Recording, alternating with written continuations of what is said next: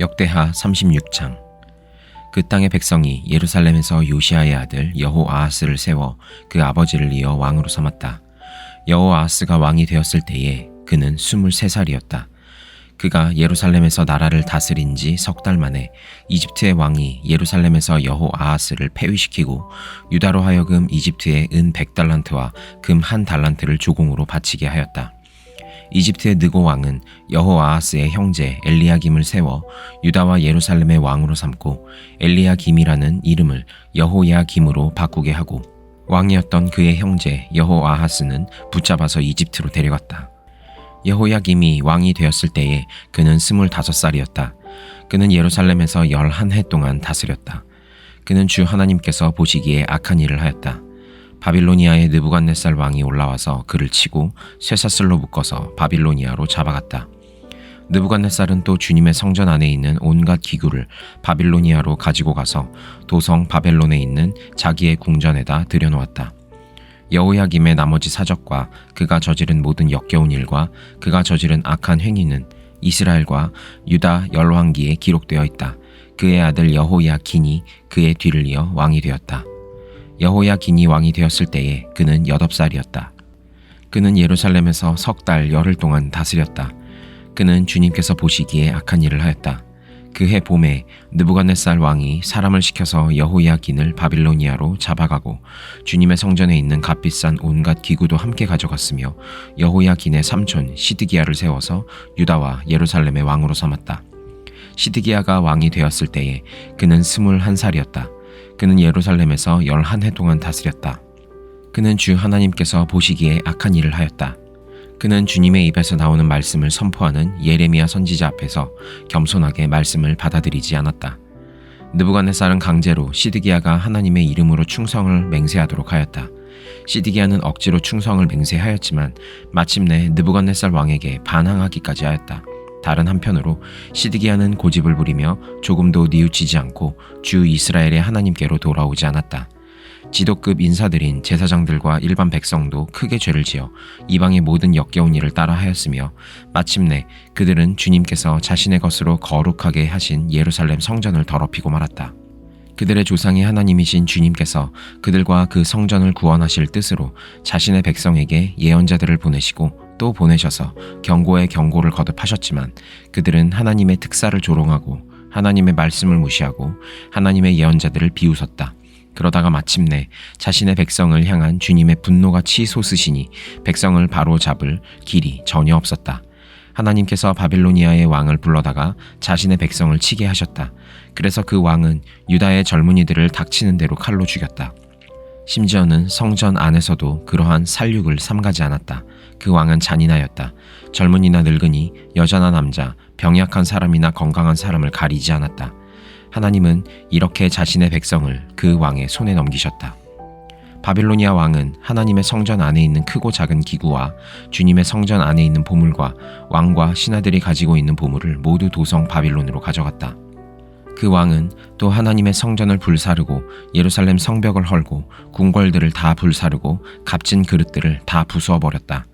그는 또 칼에 맞아 죽지 않고 살아남은 자들은 바빌로니아로 데리고 가서 왕과 왕자들의 노예로 삼았다. 그들은 페르시아 제국이 일어서기까지 거기서 노예 생활을 하였다. 그리하여 주님께서 예레미야를 시켜서 땅이 70년 동안 황폐하게 되어 그동안 누리지 못한 안식을 다 누리게 될 것이다 하신 말씀이 이루어졌다. 페르시아의 고레스 왕이 왕위에 오른 첫 해에 주님께서는 예레미야를 시켜서 하신 말씀을 이루시려고 페르시아의 고레스 왕의 마음을 움직이셨다. 고레스는 온 나라에 명령을 내리고 그것을 다음과 같이 조서로 써서 돌렸다. 페르시아의 고레스 왕은 다음과 같이 선포한다. 주 하늘의 하나님께서 나에게 이 땅 위의 모든 나라를 주셔서 다스리게 하시고 유다의 예루살렘에 그의 성전에 지으라고 명하셨다.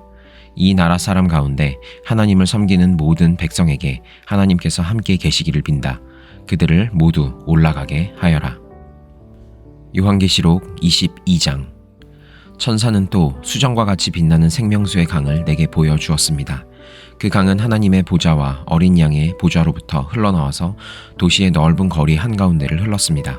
강 양쪽에는 12종류의 열매를 맺는 생명나무가 있어서 달마다 열매를 내고 그 나뭇잎은 민족들을 치료하는 데 쓰입니다. 다시 저주를 받을 일이라고는 아무것도 그 도성에 없을 것입니다. 하나님과 어린 양의 보좌가 도성 안에 있고 그의 종들이 그를 예비하며 하나님의 얼굴을 뵐 것입니다. 그들의 이마에는 그의 이름이 적혀 있고 다시는 밤이 없고 등불이나 햇빛이 필요 없습니다. 그것은 주 하나님께서 그들을 비추시기 때문입니다. 그들은 영원무궁하도록 다스릴 것입니다. 천사가 또 나에게 말하였습니다.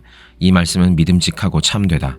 예언자들에게 영을 내려주시는 주 하나님께서 자기의 종들에게 곧 일어날 일들을 보여주시려고 자기의 천사들을 보내셨다. 보아라, 내가 곧 오겠다 하신 주님의 말씀을 기억하여라. 이 책에 기록된 예언의 말씀을 지키는 사람들은 복이 있습니다.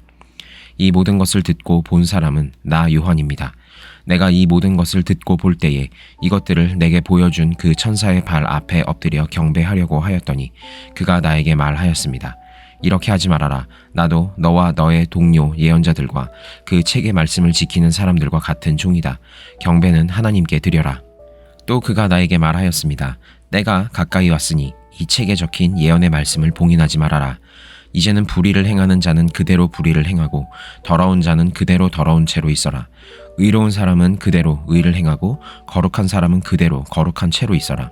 보아라, 내가 곧 가겠다. 나는 각 사람에게 그 행위대로 갚아주려고 상을 가지고 간다. 나는 알파며 오메가, 곧 처음이며 마지막이요 시작이며 끝이다. 생명나무에 이르는 권리를 차지하려고 그리고 성문으로 해서 도성에 들어가려고 자기 겉옷을 깨끗이 빠는 사람은 복이 있다. 개들과 마술쟁이들과 음행하는 자들과 살인자들과 우상 숭배자들과 거짓을 사랑하고 행하는 자는 다 바깥에 남아 있게 될 것이다. 나 예수는 나의 천사를 너희에게 보내어 교회들에 주는 이 모든 증언을 전하게 하였다. 나는 다윗의 뿌리요 그의 자손이요 빛나는 샛별이다. 성령과 신부가 오십시오 하고 말씀하십니다. 이 말을 듣는 사람도 또한 오십시오 하고 외치십시오. 목이 마른 사람도 오십시오. 생명의 물을 원하는 사람은 거저 받으십시오. 나는 이 책에 기록한 예언의 말씀을 듣는 모든 사람에게 증언합니다. 누구든지 여기에 무엇을 덧붙이면 하나님께서 그에게 이 책에 기록한 재앙들을 덧붙이실 것이요. 또 누구든지 이 예언의 책에 기록한 말씀에서 무엇을 없애버리면 하나님께서 이 책에 기록한 생명나무와 그 거룩한 도성에서 그가 누릴 몫을 없애버리실 것입니다. 이 모든 계시를 증언하시는 분이 이렇게 말씀하셨습니다. 그렇다. 내가 곧 가겠다. 아멘. 오십시오 주 예수님. 주 예수의 은혜가 모든 사람에게 있기를 빕니다. 아멘. 말라기 4장. 나 만군의 주가 말한다. 용광로의 불길같이 모든 것을 살라버릴 날이 온다. 모든 교만한 자와 악한 일을 하는 자가 지푸라기같이 타버릴 것이다. 그 날이 오면 불이 그들을 살라서 그 뿌리와 가지를 남김없이 태울 것이다. 그러나 내 이름을 경외하는 너희에게는 의로운 해가 떠올라서 치료하는 광선을 발할 것이니 너희는 외양간에서 풀려난 송아지처럼 뛰어다닐 것이다. 내가 이 일을 이루는 그 날에 악한 자들은 너희 발바닥 밑에서 재와 같이 될 것이니 너희가 그들을 짓밟을 것이다. 나 만군의 주가 말한다. 너희는 율법 곧 율례와 법도를 기억하여라.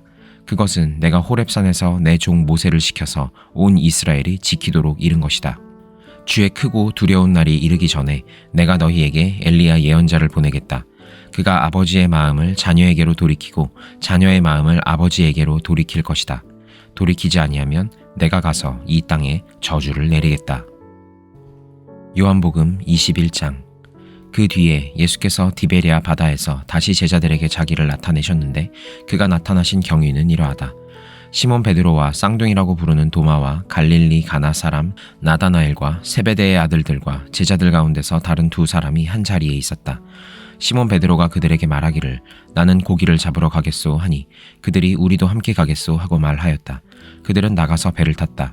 그러나 그날 밤에는 고기를 한 마리도 잡지 못하였다. 이미 동틀 무렵이 되었다. 그때에 예수께서 바닷가에 들어서셨으나 제자들은 그가 예수이신 줄을 알지 못하였다.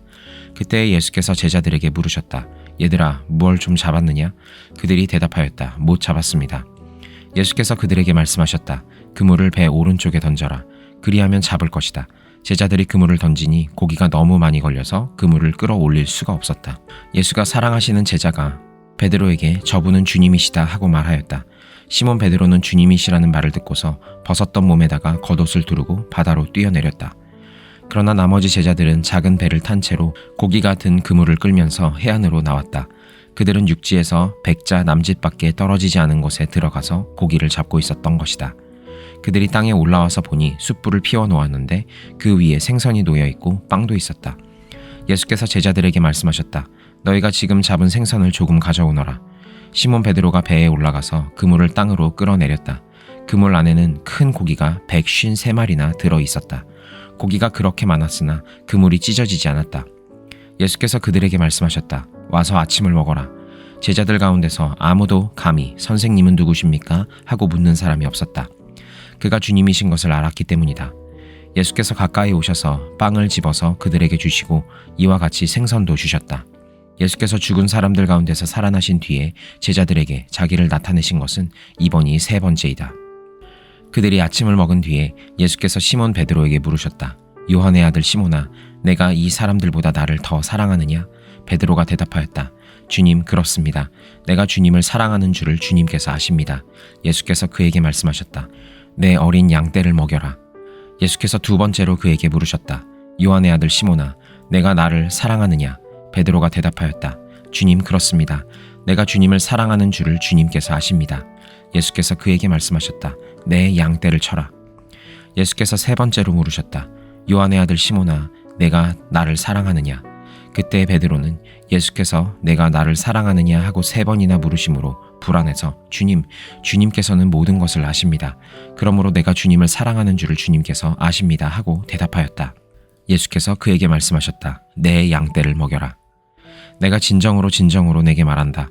내가 젊어서는 스스로 띠를 띠고 내가 가고 싶은 곳을 다녔으나 내가 늙어서는 남들이 내 팔을 벌릴 것이고 너를 묶어서 내가 바라지 않은 곳으로 너를 끌고 갈 것이다. 예수께서 이렇게 말씀하신 것은 베드로가 어떤 죽음으로 하나님께 영광을 돌릴 것인가를 암시하신 것이다.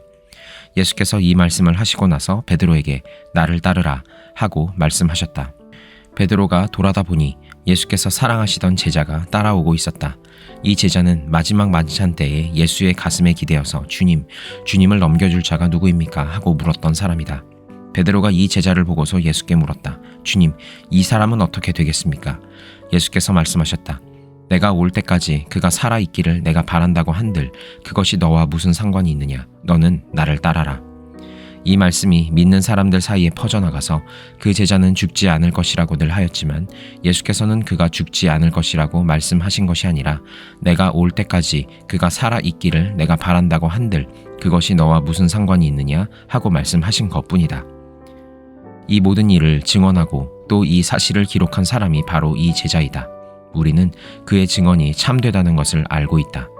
예수께서 하신 일은 이 밖에도 많이 있어서 그것을 낱낱이 기록한다면 이 세상이라도 그 기록한 책들을 다 담아두기에 부족할 것이라고 생각한다.